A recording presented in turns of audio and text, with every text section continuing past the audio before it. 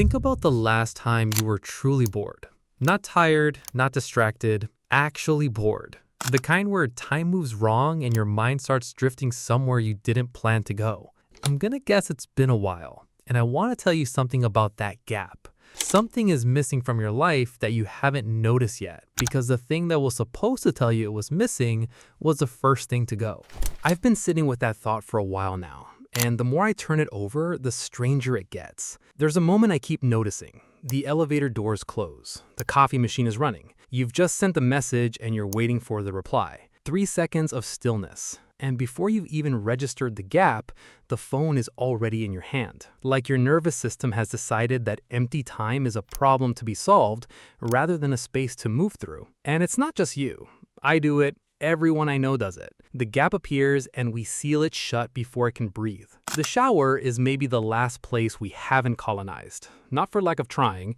There are waterproof phone cases, shower speakers, podcast playlists designed for exactly 8 minutes of standing underwater. But most people, most of the time, still end up in the shower without a screen. And it's telling, isn't it? That the shower is one of the only places where genuinely good ideas still arrive, where you suddenly know what you want to say to that person, or how to solve the thing you've been stuck on, or what it is you've actually been feeling underneath all the noise. In 2001, a neurologist named Marcus Raichle at Washington University published something that quietly rearranged how we understand the brain. He found that when the mind had nothing external to focus on, rather than going quiet, it lit up in a very specific way.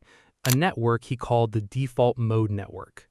The thing the brain does by default when you give it nothing else to do.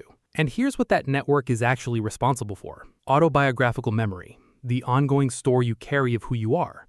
Future simulation, your capacity to imagine what you want and how you might get there.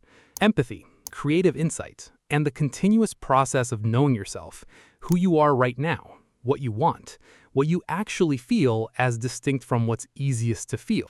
Chronic stimulation suppresses it almost entirely, which means a person who never genuinely sits with boredom is in a very real sense a person whose brain never runs the processes that make them knowable to themselves.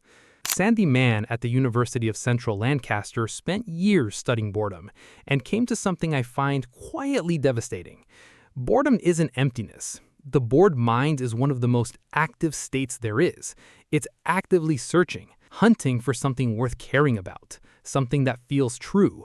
That restless quality you feel when you're genuinely bored is the mind doing exactly what it's supposed to do. When you eliminate boredom by filling every gap with content, you don't skip the searching, you just never get the answer. The Romans understood something about this that we've apparently had to relearn the hard way. They had a word, odium, that didn't mean laziness or vacation. It meant deliberate, undirected, contemplative time, the kind of stillness where thought could form without an agenda. Seneca defended it relentlessly. He wrote, "Withdraw into yourself." He believed a person who couldn't be still with their own mind had no mind worth being still with. He was writing 2,000 years ago. He was describing exactly this. And I keep coming back to a specific kind of memory, one I think a lot of people share without quite naming. A long car journey as a kid before anyone had a screen in their hand. That particular quality of boredom where you'd been staring out the window long enough that your mind stopped trying to entertain itself and just went somewhere.